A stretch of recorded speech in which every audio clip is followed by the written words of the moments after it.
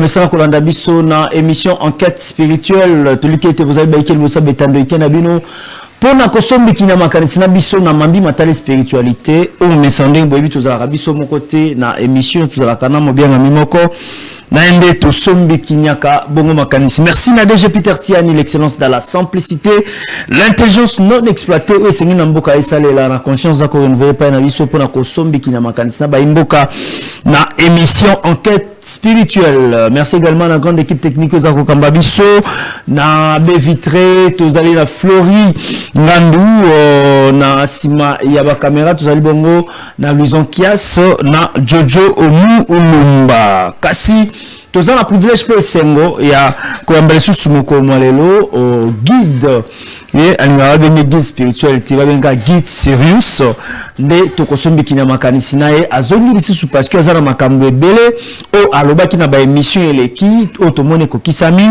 ndakisa accord au batu ko signé na États-Unis alobela ki bongo likambo ya mama pasa mibale tomoni yango ekokisami e alobela ki susu e na mwana so akende ikokende mpona mambo accord oyo mama ministre na biso ya affaires ya affaires étrangères ye azali bongo sirène et tout qui saki bato bele mitema nde tokotuna mituna mike par rapport na yango a détecter biso pourquoi est-ce que yenda yo mokitani ya Félix Antoine Tshisekedi lokola président Pabi alobaki yango ezali bako bongisa nzela pona mwana mwasi akozala bongo mokonzi ya ekolo Kongo tozana ye lelo mituna ezali ya bino boko tuna toko eba bongo kotuna ye mais akorépondre bongo na mituna miki biso tolengelaki pona ye na émission ya mokolo tozali en direct numéro ya téléphone ezali wana ko benga toko tuna motuna mais pour l'instant au ko na WhatsApp na normal toko tanga question na pe toko tuna ye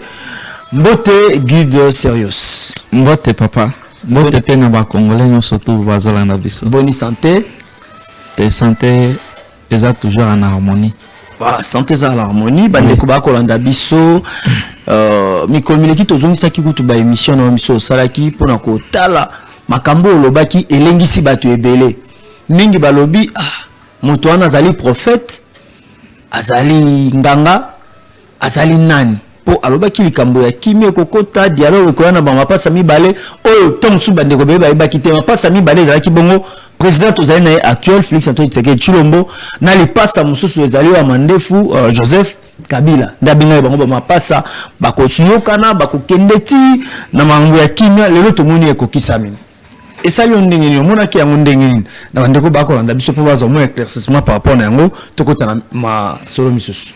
Bon, et ça n'a ni chaud ni froid parce que je crois parmi les messages on appelle ça qui message qui vraiment très capital on a lancé qui est pas bas congolais qui bientôt là nous aurons une présidente.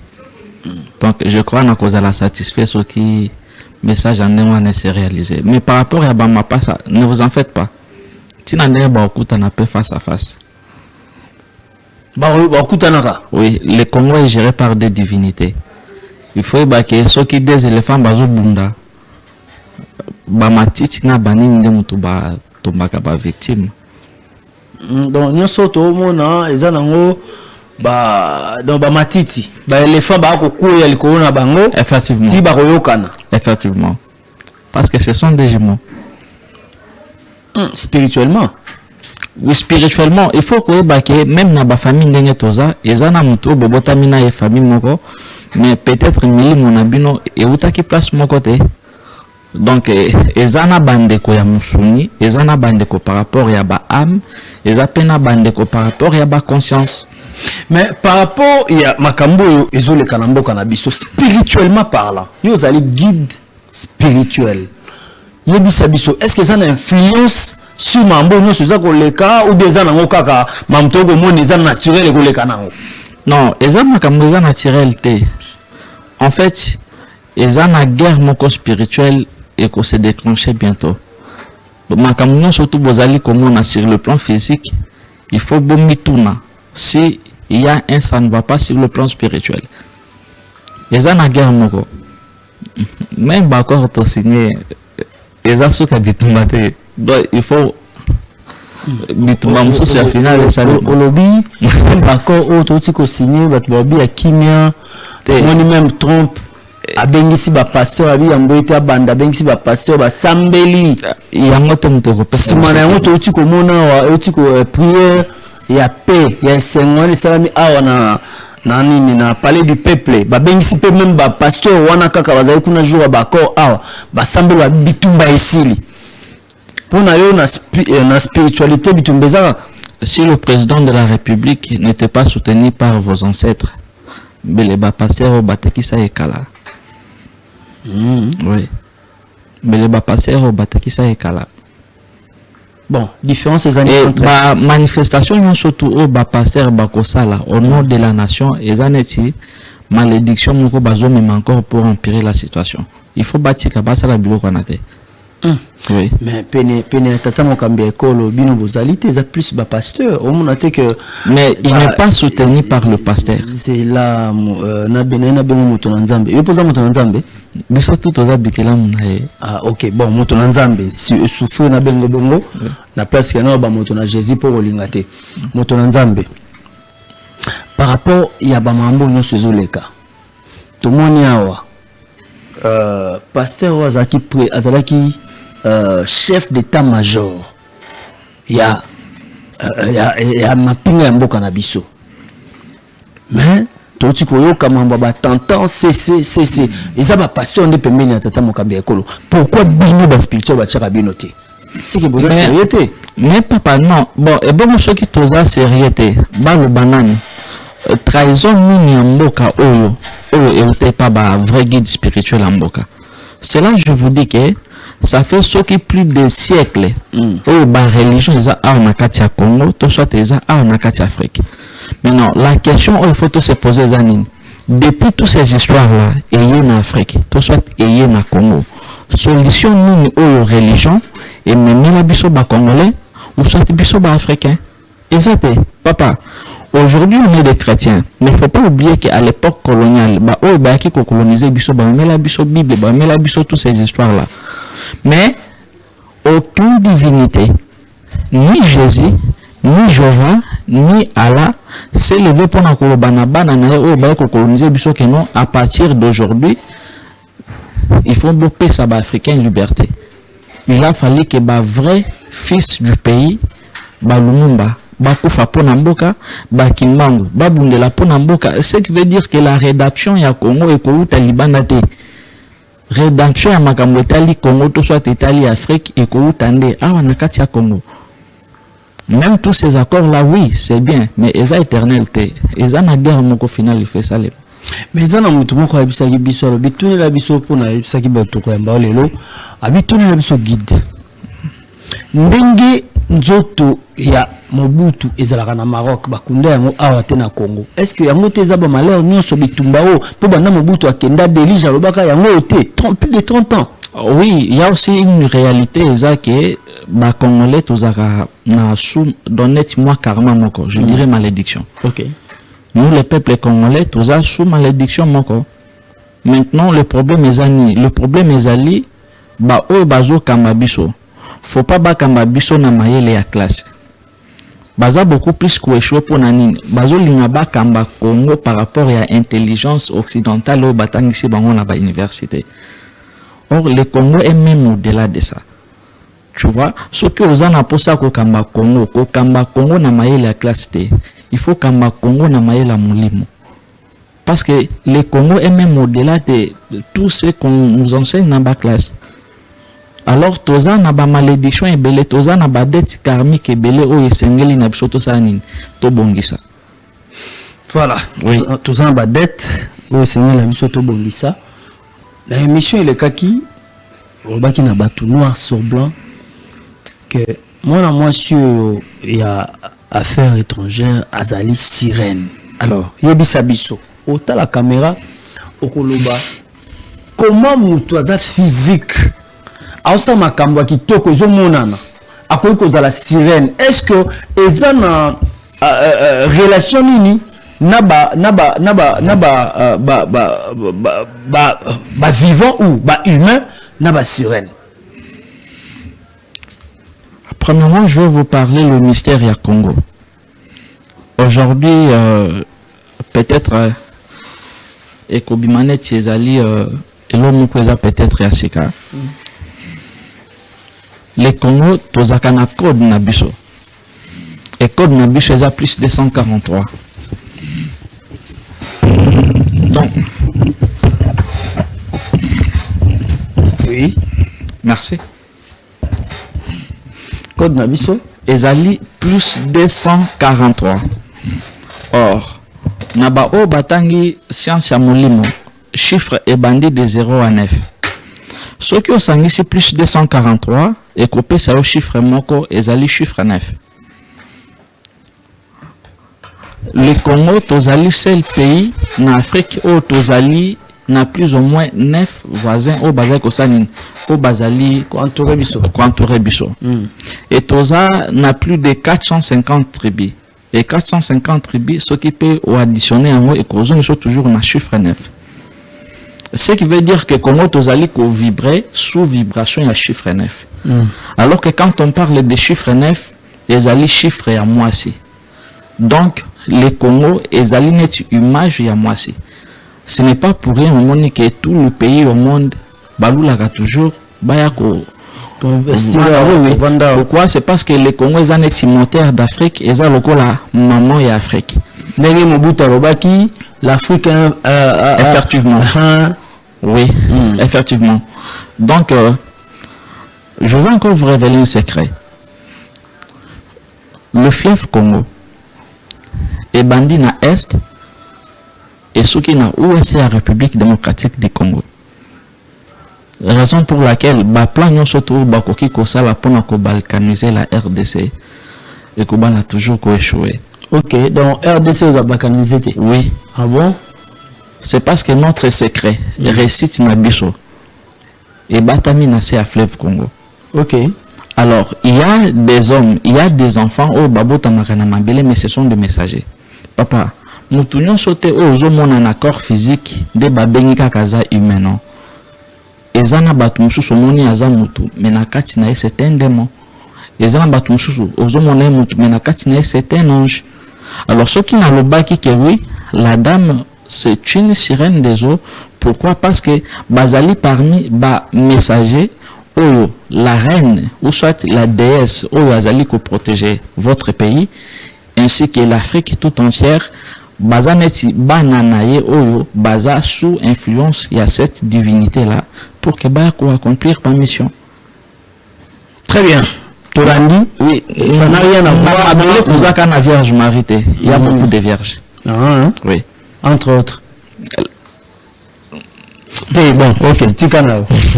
Alors moni guide alobiawa, alobaki on peut na ndenge ya mabete spirituellement même ndenge aloba bazo bango na sens ya spiritualité. Que cette dame avait sirène parce que azosa makama malam son âme vient de l'eau. Donc âme na elutina mai. Oui. Bon peut-être il m'a pas aidé à monter hein. Non, non ce n'est pas que moko a aidé à monter. Ata babetela eli soloté mais na bandoto na ba vision o ya lotaka oui. C'est que soit coutin na o formule mambebele hein. Bon, eza même pas question kutana na été. Tu me coupes au kutana pour au souvenir na mambebele. Il y a déjà des guides ou déjà ba sunakaye même na bandoto. Vous assure. Mais je vous avais dit la fois passée que il y avait pas moyen à l'époque ezaki netima barrière moko. Ou de passeurs qui entourent le chef de l'État, bachaki pour que netima homme spirituel va faciliter à kutana na été. Maintenant, j'avais dit dernièrement que les chefs est maintenant visités à travers les rêves. Tu vois?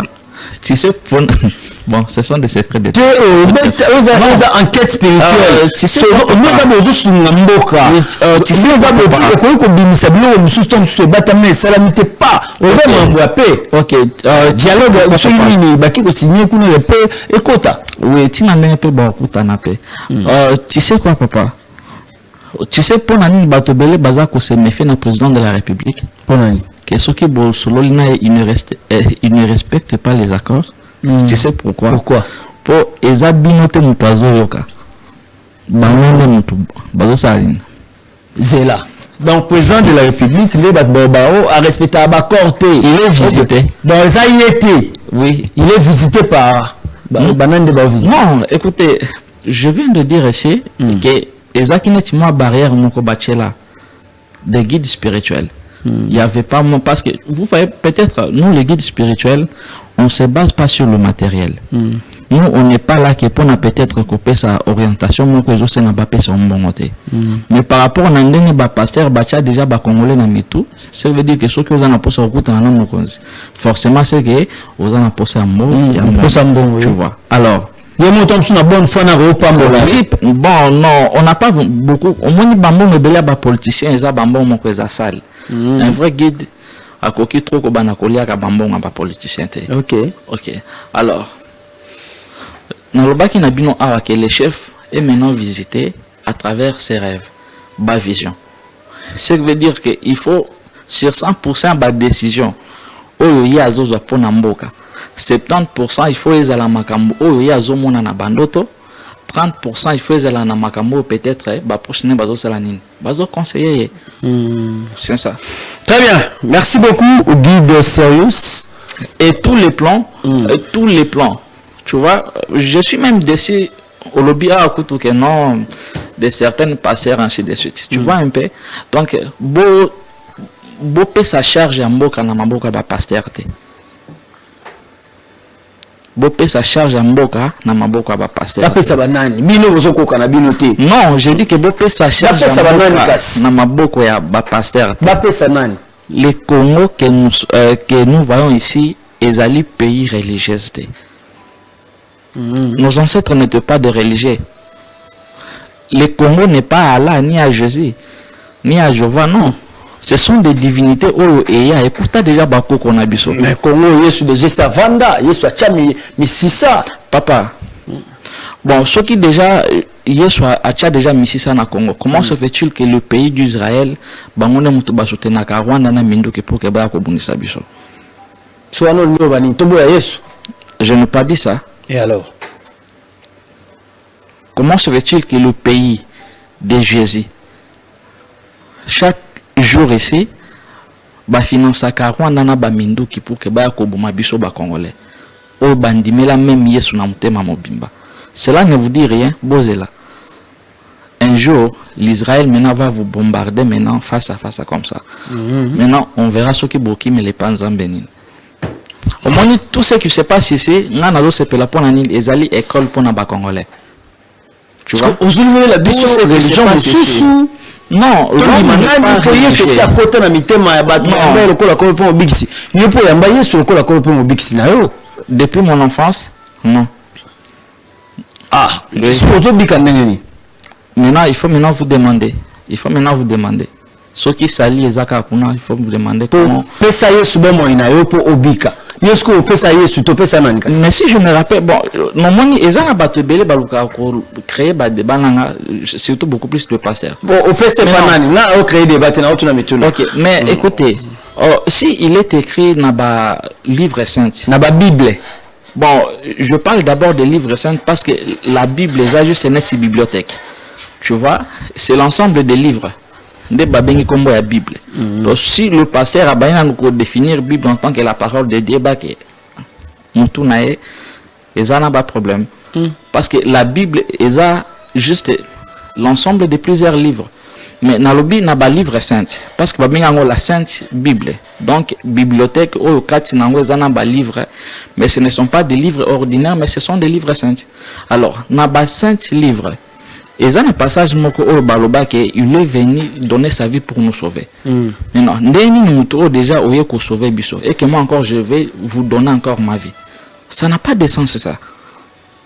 Donc s'il a déjà donné sa vie, Bible les âmes les Bible tranchée, ça côté ezokata ezokata.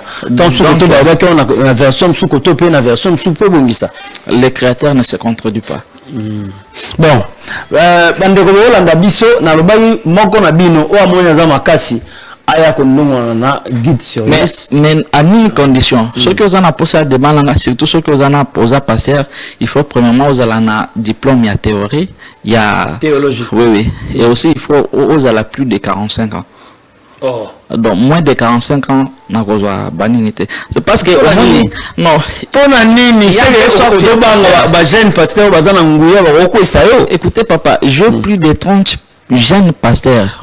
Que on a encadré, que basant la connaissance spirituelle et baïbi comment faire même de miracles. plus que même bateau peut-être aux autres en Comboana. Donc je ne peux pas me mesurer na banamike, tu vois, parce que il y a des jeunes qui connaissances spirituelles les a moins. Juste par rapport à un piaka, peut-être Nissa les a raté, et après tu te dis que non, tu es pasteur, mais non, je ne peux pas accepter qu'on va dans la table pour que tout ça la débat, non. Tu vois? Dans plus de 45 ans. Oui, oui. Ah, donc, papa on va linga na bango te ba jana nde bana moto bana Yesu kati na bango bana posa et puis ça bango kanda ta ozobo ya Yesu. Écoutez, tous ces jeunes ici, tous ces jeunes au bazali ko prétendre que ça pas pasteur. Il y a certaines vérités que tous allons pour ça qu'on dévaler bango te en fait. Bon, voilà. To koti sikawa na mama na likambo ya mituna to basei ya ba question to na yango pour na émission Quête spirituelle mon komalo face à face na Guide Serious o to sombi kina makatsa. Alors Guide na mono ozolobe la vie à Jésus ozolobe la Yesu. Alors pour na Yesu azanani. Bon, na question ya kotuna soki pona nga Yesu azanani eza lokola ozotuna ba américain que président Trump azanani. C'est sûr que pour nous les Congolais Aza président na bisote, mazali président ya ba américain. Ma question o le tuninga ke Yesu azanani. Réponse nanga eza très simple. Que azali divinité o ba chrétien ba sambelaka, azali sauveur o ba chrétien bazelaka. Parce que mutu o nyonso to azali kondima na ete, il ne bénéficie pas na grâce nae. Alors comme moi je ne suis pas religieux et que je ne suis pas chrétien, na mutuma ya kotuna soki Yesu azanani, c'est bien sûr il est divinité azanzambe o ba chrétien basambelaka et non mokili mobimbe sambelaka. Bon, vrai ou faux, Yesu abotama na lisanga ya mwasi na mobali te. Yesu abotama kaka na molimo mo santu Maria asanga sengi nzoto na mobali mususu te poser meza la ndenge za 23 chromosomes 23 comme abotama chromosome ka 23 ya mwasi ye moko. Merci papa. Est-ce que au quotidien la natana répondre à mon dévolé koba. Bon, par rapport à la question, Anna, ce qui n'a mis que je suis chrétien, ça veut dire que Jésus est le créateur de toutes choses. Maintenant, quand on parle du créateur, toza comme on a muto ache ba principe et que yemo kazo salanine azo respecter ba principe wana. Parce que tu ne peux pas être le président de la République et mozo respecter constitution na mboka na ote. Ça c'est ce qui veut dire que tu es un faux président. Mais étant lui-même Dieu ou soit le créateur par rapport à n'endenga ba chrétien ba bengakaye, donc par rapport à principe, il y a loi, il y a reproduction, je vais peut-être affirmer que oui, c'est tout à fait normal que y ait le la zanzambe et que ayebi très bien que principe il y a reproduction et ça et là qui c'est que moi sina mobile basangana, donc je vais affirmer noir et blanc que oui, c'est tout à fait normal que non, il y ait pas zakina papa maman n'est pas zakina nini wana soki to lingi to chaye na place ya nzambe parce que soki nzambe azo respecter ba mibeko o yemo kwa salite azali so nzambe te. Est-ce que Bible est ko sabiso que Yesu abotama lisanga mwasi mobali te Maria ba quitter lui pas ange je vous salue Marie pleine de grâce. Oui, bon je sais que bandeko bazo la nangai bazo comprendre parce que soki to komi kocha parce que là je parle neti ngana komi ko chrétien. Donc ce qui veut dire quoi? Ceux qui n'est pas chrétien, n'andimi que Yesu azanzambe. Or que naïbi très bien que nos lois à reproduction ou nzambe. Oui, là je parle selon la logique. Loi à reproduction selon nzambe là qui c'est que moi sina mobile basanine. Babota mwana, ce qui veut dire que yepe abima na union ya moi sina mobile, ce n'est pas un péché. Alors, ce qui peut être na lingina lobela sur le plan historique. Le problème avec nos frères chrétiens zanine, c'est bazaka beaucoup plus na Bible, mais bazaka ignorant na ba histoire mususu européenne à la vrai. Histoire ya mwana o ya botami na libumu ya vierge et bandina Jésus. Ezali histoire o ezali ko remonter na plus de 2000 ans avant même naissance ya Jésus. Donc il y a beaucoup de ces histoires là. Histoire même, il y a Isis, il y a Osiris, il y a Krishna. Donc, ezali ba histoire montée. Eza ba histoire oyo, eza daté na plus de millénaires avant même naissance de Jésus. Donc, ce qui peut être balobi que oui, aza mutu ya bomaki oya bimaki na libumu ya vierge. Oui, mais azali mutu ya libosote. Eza ba histoire oyo, même histoire ya résurrection, mutu akufi après 3 jours à la muki. Ezaba histoire oyo okokende na ba civilisation nyonso to ko sala nini. O trouver ba histoire wana. Donc yo okoki ko prouver selon la Bible que oui abotama ki na libumu ya vierge, oui. C'est vrai, mais on a peine à prouver aussi, selon la recherche historique, qu'il y a aussi d'autres personnes au pays basées sur la même histoire similaire que Jésus et qui existait même avant. Mais quand on a dit que l'on celui de Zongi, par rapport au contexte, oui. Via Yesu, baola kisabiso ndenge nini abotama, et puis kokola na ye. Yesu atikala jamais kozala na basi. Yesu atikala jamais kobota. Au moins déjà particularité wana elexi ya Zanzambe. Zomona ngote. Bon. Est-ce que Yesu abota? Yesu azala na mwasi? Bon, maintenant question au tuninga na ko répondre en premièrement étant un homme où il y a moins connaissance sur l'histoire. OK. C'est parce que si on parle de tout c'est Jésus, Muhammad, tous ces gens-là, baza bato ba vivra na mabele. Ce qui veut dire que à partir il y a histoire, il y a humanité, au koki ko retracer parce que ce qui balobi que Jésus, OK. Maintenant, il faut remonter maintenant le temps et l'espace. Il a vécu na époque nini ezaki na année nini ainsi de suite. Mais laissez-moi quand même vous surprendre. À l'époque où le muto bino bozo benga Jésus, tu vois, na l'an 0, ezaki na messager mon côté na kombo ya Jésus. Donc ce que tu n'as peut-être que non est-ce que Jésus a boto pas, je peux te dire que oui, il n'a pas existé parce que papa, donc tu peux me Jésus n'a jamais existé. Oui, les mots là. Jésus-Christ de Nazareth. Non, au moins déjà oui, si c'est Christ, oui, c'est pas un problème. Est-ce que aux œuvres vraiment sûr que dès son vivant, babane ko benga Jésus? Non, je dis est-ce que aux œuvres vraiment sûr que dès son vivant? Parce que si vos pasteurs, bazana pour ça qu'on escroquer binoté. Que le pasteur, pas le pasteur. OK. Alors si le pasteur et que bazali ko prêcher réellement la vraie évangile.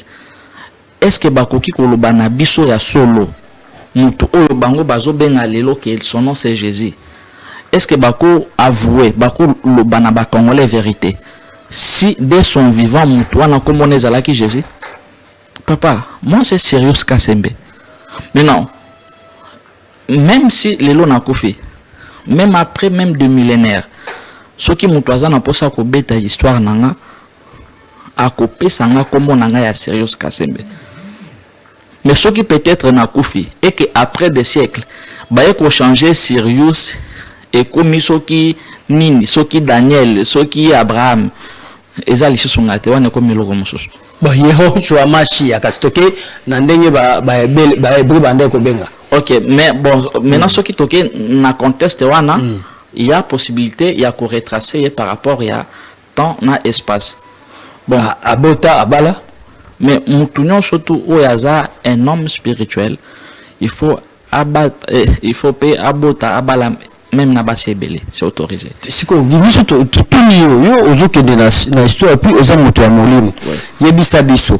Pour déjà bo bato be bataxio de antichrist dans un antichrist ndima.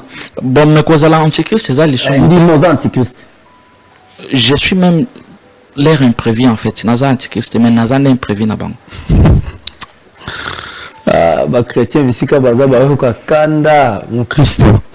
Azawa ba question na ko tuna so bolingi bo ndongo na plateau alobi zala na diplôme ya théologie. Oui. Et puis zala na plus de 45 ans. Et a atteint à 45 ans pour arosa no débattre, il y a un débat, on a beaucoup. C'est na bengelo Roger Baka. Ah oui, c'est possible. Roger Baka olingi. Je vais l'enseigner. Ah? Je vais l'enseigner. Vous enseigner Roger Baka? Oui. Évangéliste Roger Baka. Na la confiance na yo olobi avant posons les fondements avant les rouleaux. Mais ça c'est devenir perroquet. Ça c'est devenir perroquet. Oso bangé déjà dans Msikazela aroya. Non, j'ai dit que maintenant il y a plus de 45 ans et puis aza théologien, azo enseigné par exemple bana sa diplôme. D'accord. Akoya wa bondongwana. kaka ba sujet à poser ba fondement. Alors bande bolanda biso teni biso regarder eza émission enquête spirituelle toujours enquêter na spiritualité ezate bo ozo komo yamba mutu mo azo finga Yesu azo sala bo non je n'ai pas déjà écoutez mais ozo ba bo bango pona ba bezo finga Yesu non écoutez je ne pas insulter divinité à batumoko boy awate et moi ma philosophie au naza visionnaire malgré ton dimaka na ba divinité te meto zali na loi ya reconnaissance. OK. Donc, je ne crois pas ni à Jésus ni à Mahomet ni à qui que ce soit mais quand même je reconnais. Donc tu vois un peu alors biso toza na philosophie ya komanquer ba respect ou soit komanquer respect na ba personnage historique te.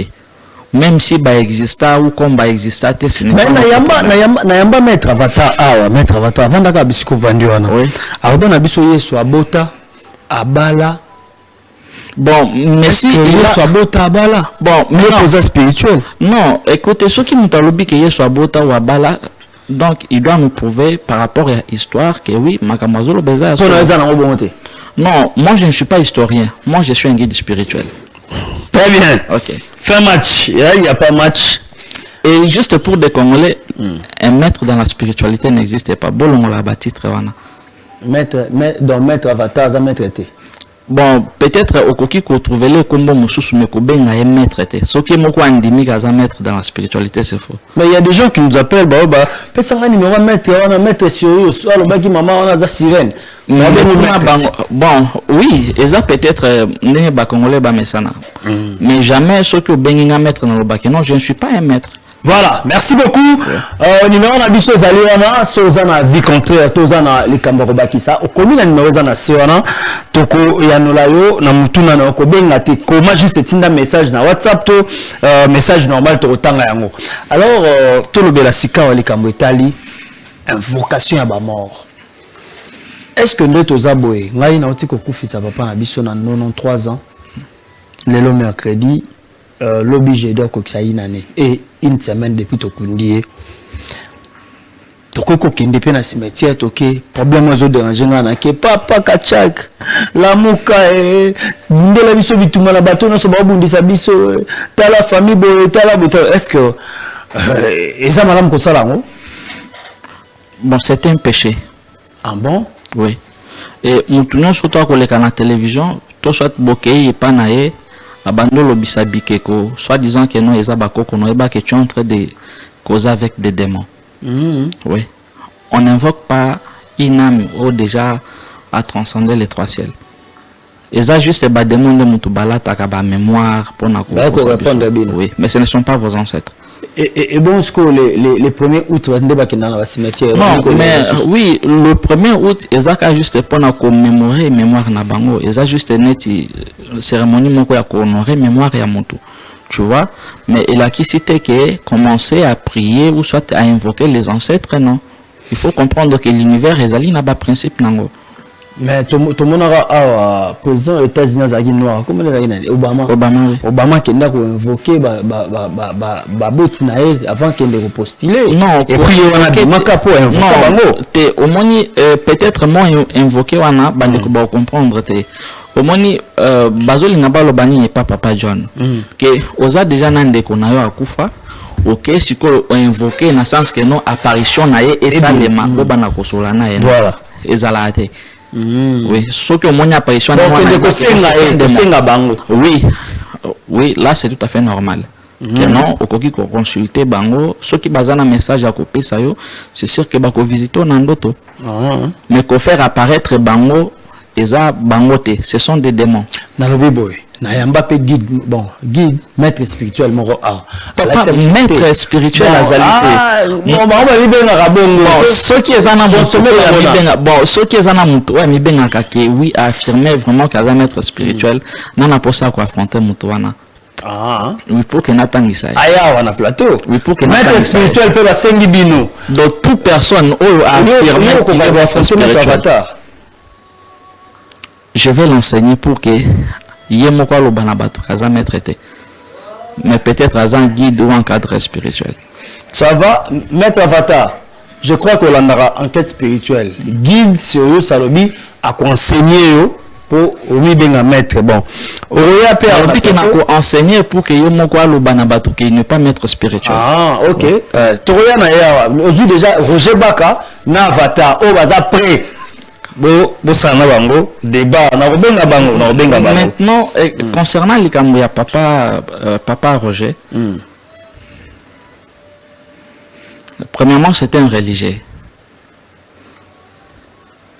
Étant religieux, donc azan eloko oyo akoki ko enseigner ngate. Mais moi je suis un homme spirituel. Je n'ai pas besoin d'un livre pour que ba reprogrammer na comme perroquet. Moi-même je suis un livre donc je suis connecté. Tu vois, lui ne va pas m'enseigner. Il va juste interpréter oh déjà ba comme na kacha Bible. Maintenant na ko bimisser les livres mon côté parce que na mon na cause la livre. Merci papa. Est-ce qu'il y a une vie après la mort? Effectivement, il y a la vie après la mort. On vit vraiment. Pour ceux qui battent la place, bon,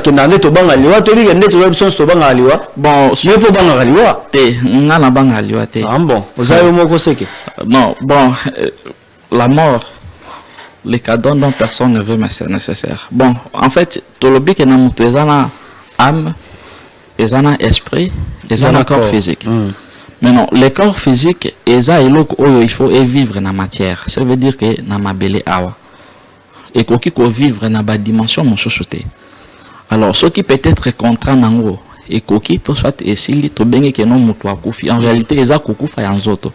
Mais ils ont kukufa ya molimo to ya elimo te. Voilà, dans molimo na elimo, ils ont vivre. Oui, oui. Ah bon? Oui, oui. Molimo ezongaka na ampasala kanini azongaka. Ah bon? Oui. Il y a la vie après la mort. Oh. Siko tant bagenda kokunda mutu molimo na molema emona nzoto de ba nango. Oui. Bon, là écossais na peut-être na mois d'août na kozonga awa pour que tout lobela beaucoup plus enseignement émission mobimba on va parler sur la mort et comment même va procéder. Il y a autre jugement et c'est pas ça quand même. OK. Bon, si quoi problème monsieur ça pour ceux qui moi si to mobile a koufé il faut ba sokola ko sokola wana za malamu. Mona il faut ba sokola ba sala ba rituel na butu ba soso ba panguse na nzoto à quelle place maobe a relocation nzela on a été pendant 40 jours.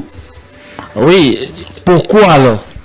Non, il faut comprendre. Pour le bimo limonde ezali na molema mais nzoto nde kufi. Oui, c'est parce que pourquoi ba ça là nzoto ya mutu basanga na ginae. Des fois, ça arrive que ceux qui, votre âme, ils sont là qui beaucoup plus attachés à moto. Et ça peut aussi arriver que moto a koufi, mais vous continuez toujours à vous attacher à moto. Raison pour laquelle, ni Nabusha Babantou, on a beaucoup de coutumes, beaucoup de cultures. Donc, normalement, ceux qui sont là qui ensemble, nabato. Donc, beaucoup de qui déjà attachés. Et là, qui c'est que ceux qui peut-être moussou soit koufi liboso, oui, nous autres, on a un des motos yo. Mais l'âme, il y a muto, banako vivre na et ça toujours continuer cause à la alors il y a des procédures ancestrales ou peut-être les alakaliers pour que bah séparer maintenant âme ya mutuana et continuer chemin nango comme ça pour ça nini yo pour continuer comme ça la makamuna. Tiko soki mobile ya kufito moi si au kanishambo ko kota te so koto mona moi sur un autre mobile. Ça solo.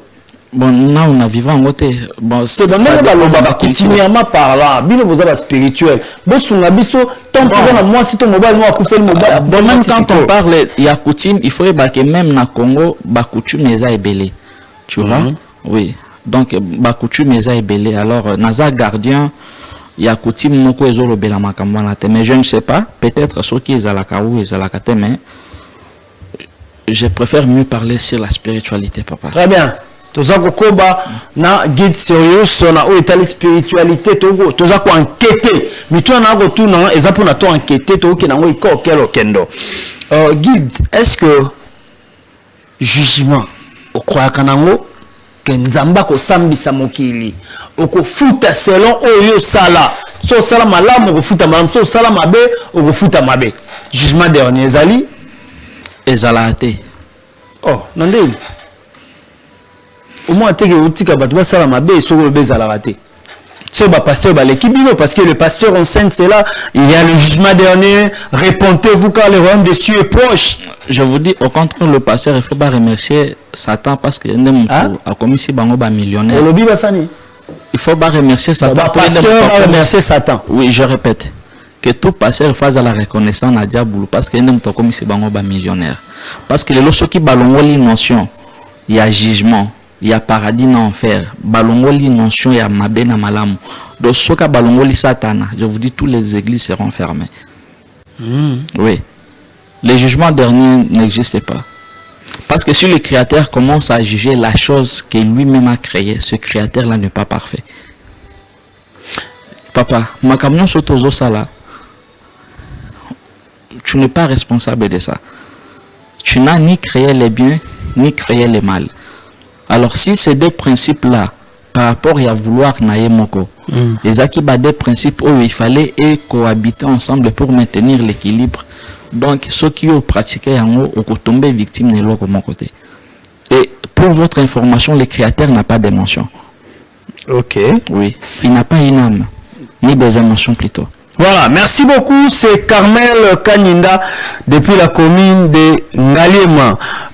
Guide Alobanabiso vérité na o etali incarnation. Mutu soki akufi akoki ko s'incarner na kati ya motongo. C'est pas.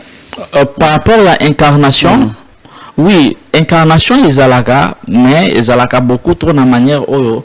Mais la réincarnation existe. Au moment où que moni mutoazo na vie oyo, peut-être a commis président de la République, ministre, PDG, ainsi de suite. Beaucoup plus ce sont des âmes réincarnées. Babiso o bozo mona, nous sommes des âmes incarnées. La réincarnation existe parce que une âme on a nous atteindre la perfection et qu'on se réincarner parce que le but il y a il faut atteindre l'état divin. Azobo ya Yesu mais alati lokola Yesu alongola chapeau wana poto ndima a créé ya ye pourquoi kobo ya Jésus o abekisi milimo ya batu abi alati lokola Yesu mozobo. S'il vous plaît, si tu peux me citer le nom de la personne. Akomi Kombote. Akomi Kombote. S'il vous plaît mon frère, merci beaucoup et je suis reconnaissant à quelque chose tourné. Na ebiteni ni etindi olobake na lati lokola Yesu parce que photo na epeza la kate. Et tu vois pas que tu es un perroquet? Ah, en bon? Oui. Perroquet ndengeni, biso to mona ah ndenge basi Yesu. Papa. Rédition aux élonga Yesu votre chape mbeni ko guida mon élonga Yesu. Je dis ceci. C'est quoi un perroquet? Azali mutu oyo, il est en train d'interpréter makambu oyo basala nini ba enregistrer na circonstance na yo omona Yesu te ozana photo ya Yesu te neni ni ozoloba ke nonga na lati lokola Yesu balobi na yo omona Yesu te. Je ne sais pas ce qui a na preuve moko historique ou soit na image moko oya koki kola kisanga ke non regarder image ya Jésus en haut. Comme ça, tout comparer ce qui voilà. Mais si ce sont des reprogrammations liées à un film, il ne fait qu'interpréter ou enregistrer dans circonstance. Oui. Est-ce que le film on a besoin d'influence dans la vie? Raison pour laquelle, par rapport à un plan, il y a une élite, et ça qui est important, c'est la cabine film avec des images. Parce que ça permet à ce que, parce que ceux qui ont tenu même pasteur ou un chrétien, on a la ligne à l'autre Yesu, ceux qui ont tenu ceux qui Yesu en Mazanan. À côté de Yesu par rapport à image, il y a photo ou soit bazana dans l'église, tout soit il y a acteur moko ya film. Mais en réalité, ce n'est pas Jésus. Donc ce que tu as vu là, jusque là, moi je dis solennellement. Jusque là, les gens chrétiens mon côté à koki ko témoigner que oui, ngana mona Yesu après abimisi libiso vraie image nae. Parce que tous les images au balobaka wana, eza ba image ya bactère. Oyo eza donc eza neti moi programme moko d'enregistrement. Au moins ceux qui na la kisho image dans le but nzambe yeyo. Ezali na intention moko que image wana eza la enregistrer na circonstance na yo. Maintenant, ceux qui ont l'autre image, selon yo kanisa keno l'autre nzambe. Mais en réalité, les nzambe te.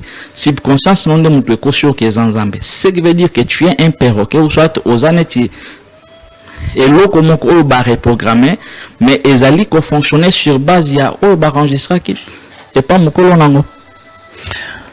Merci beaucoup.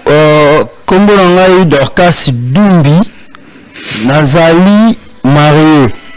Nazala posa Nazala posa na kanga mobali nangai soki asala kindumba akanga mana mobali na mwasi. Maman, ce que l'igno quand mobile, il faut autoriser mobile non. Ce que vous avez moko, il faut que mobile non. Après c'est na combone à Dorcas Dumbi. Oui, il y a mon azo répondre na mobile. Mobile, bon mobile en réalité c'est mobile na zandumba. Azana posa mobile na kanga mana mwasi soki basangisi nzoto. Oui, na lobby boy maman. Ce que vous en a posa kanga mobile nao. Il faut payer autorisation à kobala plus ou moins 8 femmes. Ah, au lobby? Ce qui maman zana posa mobile na ya lingaye. A autoriser mobile na ya abala au moins 8 femmes. Oh, polygamie, ça malam. Oui. Nandine. Et tout homme qui n'est pas polygame pêche contre la nature. Nandine ni vraiment va pasteur Baïb Sabiso polygamie est strictement interdite. Bon, polygamie est bien. Au Bible le dit, l'homme quittera et s'attachera à sa femme, pas à ses femmes. Ce qu'on ne pas la wibasi à Tayomoko. Donc tu veux dire que Dieu s'est trompé selon les Écritures saintes. Donc tu veux dire que Dieu s'est trompé l'autre fois quand il a autorisé la polygamie. Et s'il vous plaît papa, il faut observer la nature. Le Créateur nous enseigne à travers la nature. Le Créateur nous enseigne à travers la nature. Et le lorsque tu la monogamie en autorisé.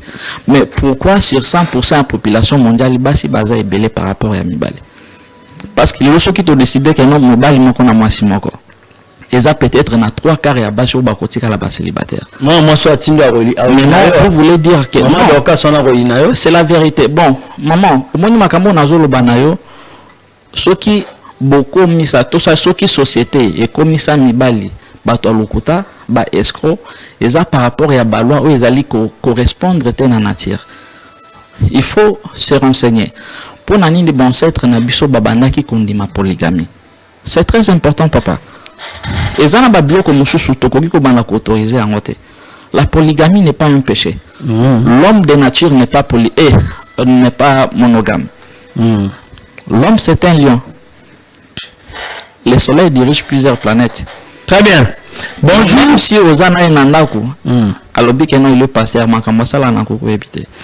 Bonjour, c'est Ardani Malonga depuis Brazzaville. Ma question est-ce que toute l'histoire de Jésus est vraie, donc toute l'histoire de la Bible est vraie ou pas? Non, toute l'histoire de la Bible n'est pas vraie. Il y a des histoires sous forme de Massessé. Il y a aussi des faits historiques et il y a aussi des biloko comme Soussou Bajota. Toute l'histoire de la Bible n'est pas vraie. Bon, devant le nom de Jésus, tous genoux fléchissent. Mais non. Il y a eu peu fou comme.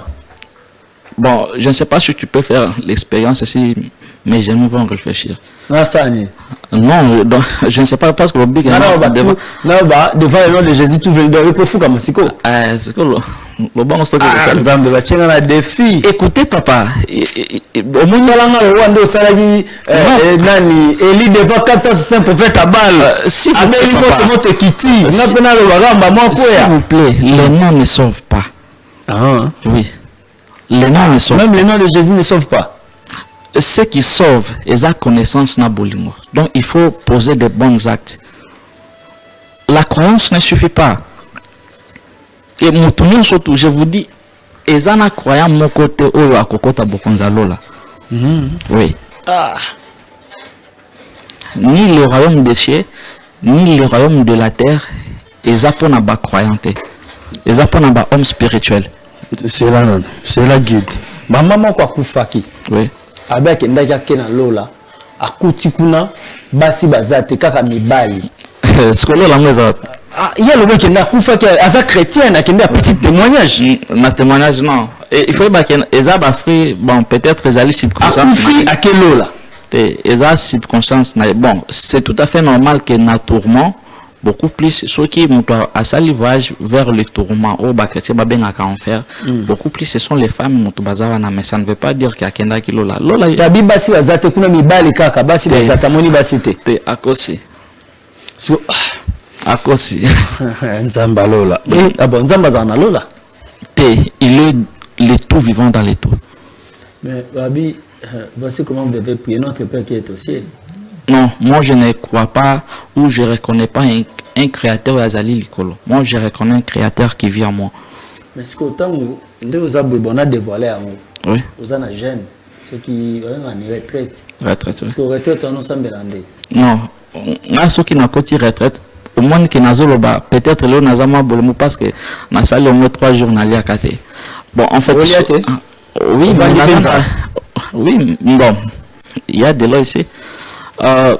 Nani ceux qui n'ont pas de retraite, ils ont forcément qu'on s'embellate. Retraite, ils ont beaucoup peut-être ils ont méditation pour peut-être augmenter ma vibration, ainsi de suite. Voilà, ndeko akomi kombote, est-ce que moi signons so o azobimana mibali ya batu azosala masumu? Écoutez. Bon, oui, non, le problème est que nous baillons premièrement. Zela guide de l'écoute. Nakota moi si on réfléchit, mais on va le haïti kotak. Arabi, est-ce que moi signons so oyo azobi mana mobali ya batu azo sala masumu? Le problème est que la société est en train de... On dirait que moi si la remis docteur Blandine. Maman, le problème est que la société est reprogrammée dans le modèle occidental. Donc il y a certaines vérités où peut-être ils sont trop sensibles. Parce que premièrement, nous balons mon toit à la tête. Ah? Nous balons. Guide ata yo moko. Na lobi na bino ke mobali mutu azalaka te. So la balité. L'homme est de nature polygame. Je vous répète. Na biso yi mobali balité ndaza mutu te aza mutu nyoso. Non, je vous dis que l'homme est de nature polygame. Mais na lobi bo ezaka na deux types ya basi. Par rapport à la question à maman, je dirais eza mabe, eza pe malamu. Oui.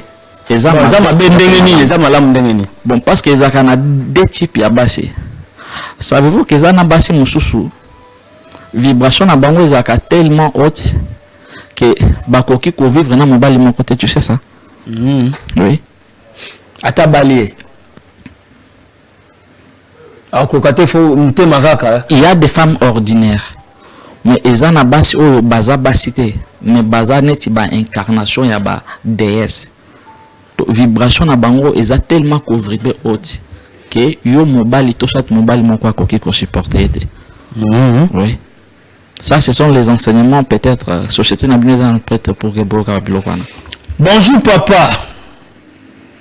Loba nanu soki ozomona makambo est-ce que ezaki ndoki ponga namona ka makambo mais nandimelaka ba pasteur te eza maman Solange. Maman, ce qui m'a cause à la hausse, même numéro na biso na ba orienté. Pesa numéro maman, sozo mona makamboza kindo kité maman. Sozo mona makamboza kindo kité. Ce qui au salaire ya okena na ba église ba kota ba sens okil te wana ba kango doana. Ah. Oui. Eza kindo kité. Maman, j'ai un numéro les orange 089 64 62 363. 089 64 62 363. Wana numéro na e. Ceux qui au Komeli Biso, on va beaucoup vous orienter. Tu vois, les gens ont kindokité. Non, les gens ont kindokité. Mais les gens ont mis sur kindoki. Non, papa, il faut que nous avons 7 dons de l'esprit. Tu vois, nous avons 7 dons de l'esprit. Donc au-delà il y a des talents matériel, on a aussi des talents spirituels. Donc, ce qui nous azali comme on a, eza kindokité. Oui. Voilà, merci beaucoup Bolanda biso de partout. Toujours Kendeko quel Kendona Suka ya émission, toujours un message ya bandeko o bazako komera biso na WhatsApp comme na message normal. Bonjour, c'est Étienne depuis Ngaba. Pour ça nga ezali nayoba mutu o azana plateau azana ni pasteur nganga to église eza wapi. Merci beaucoup mon frère Etienne. Naza religieux te, naza kana église te, naza nganga te parce que bozakana banganga belé maintenant boka bazobimisa la bino ba connaissance a boete. Naza juste un prévu. Mais bato no so biso to banda ko mona wana ponga bibandola ki batu misapi. Bazara soutin zabino te boy. Bon na ebite. Bandola ki batu misapi ya kana la chofina au monde ba sinyo banzelande ezaboye. Mais bamona ba komba pasteur. Ah, zabinote. Non, j'ai dit que bangone ba comment ba pasteur. Ah, bandona ba tandona. Ah, je vous dis que donc je vous dis dans les églises, baza tellement nombreux ba prophètes, ba évangélistes. Mais ils ont belé pe ba na ba église wana. Bazo sakola, même le soke na nzela. Omona tala batondisi bato belé. Ma sœur, mon frère, nzamba vient msanga, nano banoboy, natuni nzambe. Est-ce que beaucoup ça? On appelle sur les armes. Mais non, papa, il faut savoir ceci. Tout dit m'appelle l'évangile, c'est l'amboka na biso. L'évangile nous a rien apporté premièrement. Ceux qui les l'ont voté loi na Congo, que ezali interdit ya mutu o yazali ko prétendre kozala musali nzambe, asenya mbongo na batute. Beaucoup des églises seront fermées. Bon, les lots à mercredi qui est passé Marcelo Zobala. Moi ça auto kufa ya une année. Mazobala, est-ce que bien? Oui, passé Marcelo bien. Oui, na epi. Ah, OK, yo comme on a correct. Bon, oui, Kazobala lelo. Oui, na epi Kazobala lelo. Parce que azosa lisumu to asane lisumu te.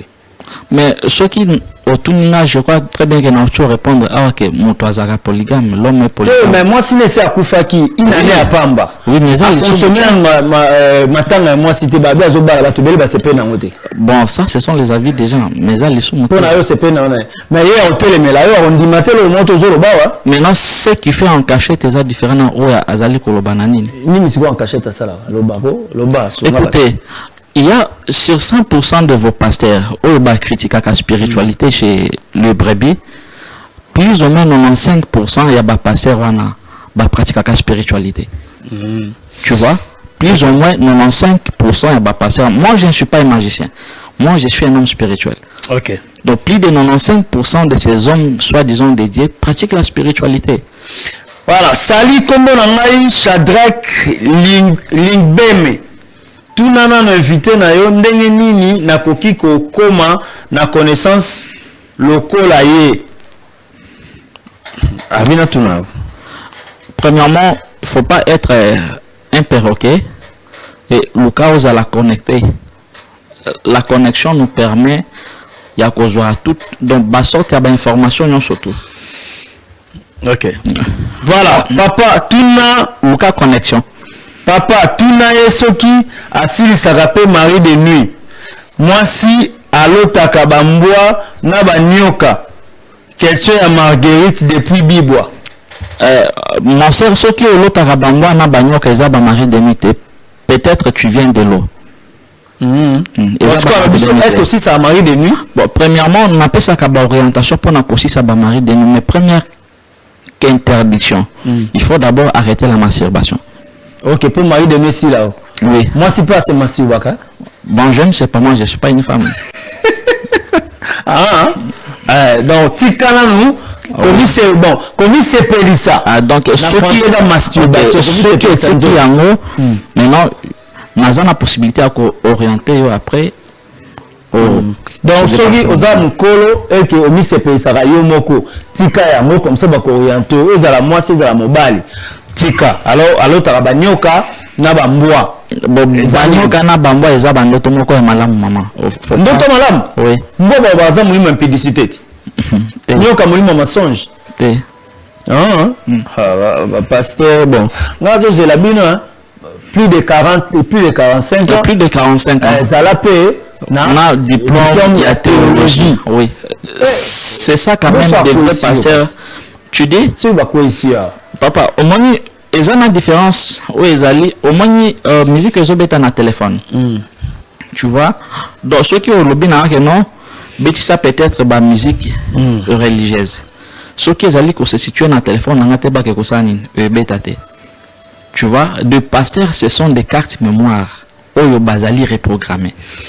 Donc ceux qui ont mené au-delà de la reprogrammation religieuse bakosuka. Très bien. Moi je ne suis pas reprogrammé. Ok, bonjour, je suis le messager Mike Ngunza, prophète. Dites à cet homme d'enseigner la spiritualité au lieu de critiquer les églises. Bon, je ne suis pas... Il y a Ngunza, Aza messager Ngunza, prophète. Lumière à toi, cher messager. Lumière à toi, cher messager. Bon, na yaki na émission pour na critiquer ba passer en fait. Je ne fais que répondre na ba question bazotu nanga. Très bien. Ngunza, messager Mike. Oyoki ndenge guide sérieux à l'obito comme na biso presque à la fin de cette émission na bande ko nyonso balandi yo. Opesi numéro de téléphone na yo et un mot pour na kimia ekota totalement na mboka parce que moi je crois tous les cas nous ah zéro wa masese ba émission ezali to kozongisa yango pe to zongisa ki yango olobaki dikamba ba mapasa mibale o mandefu na o ya kovo ba koyokana tout ça kimi lokota et le to remona yango ekoti. Alors message ya kimia tom se ko uta na nzela na o pe opesi numéro na bande ko no so ba na posa ko contacter yo pour na base ba ample information et puis ba multiplier connaissance na bango. Bon, pour ne pas trop vous flatter, toi espérer non na kimia pour le moment. Aïe. Pour nani? Ezaka moi sinde mtu akoya kocha kimia na Congo. Yo zoloba moi si yango nani? Moi si yango akokoma pe na mboka auto s'attendre na présidente de la République. Oui. Ah. Premier ministre écoute moi si tu moi si. Mais toi comment on est là à malongate? Moi je parle de la présidente, je ne parle pas à la première ministre. Ça va? Bayoki, quand on a ba Congolais bayoki, tu espères non na kimiate. C'est quoi? Et Moutamba ne sera pas le président de la République. Nani? Moutamba ne sera pas président de la République. Il faut te le Moutamba? Oui. Ah bon, non, on va président. Non. Bah, tu vas au Kanissa? Makaz, j'ai des messages, Babé disons. À la présidente de la République, il va beaucoup aider le pays, n'a pas option, mais pas le président. Mais aux hommes ministre? Il y a justice, oui. Aux hommes ministre de justice? Notez ça. Ah! Faut ça casser, non. C'est parmi les étoiles, il y a Makasi, il y a politique à Congo. Ça va? Numéro de téléphone. Il fallait juste pas pinir, mais il va revenir.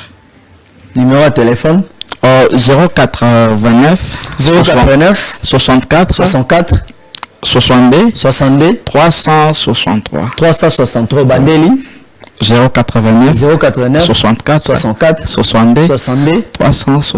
363 Olambarajou Nini temple za wapi pour ninga la zone ba temple premièrement na ba o ba monike na betisi bango mabako na sengi bango bolimbisi mais na ba pasteur il y a moins de 45 5 bango bolimbisi. Non, je parle là-bas peut-être par rapport à ma croyance na bango ba monike na betisi bango mabako na sengi bango bolimbisi mais votre temps a déjà pris fin. OK. Merci beaucoup. C'est collé sur ma si à zone été. Bon, zélé pas koyate. Bon. Bah chrétien et monsieur Silia tokuta na bino la prochaine na même heure numéro 6. Botika malamu o mabota mabino.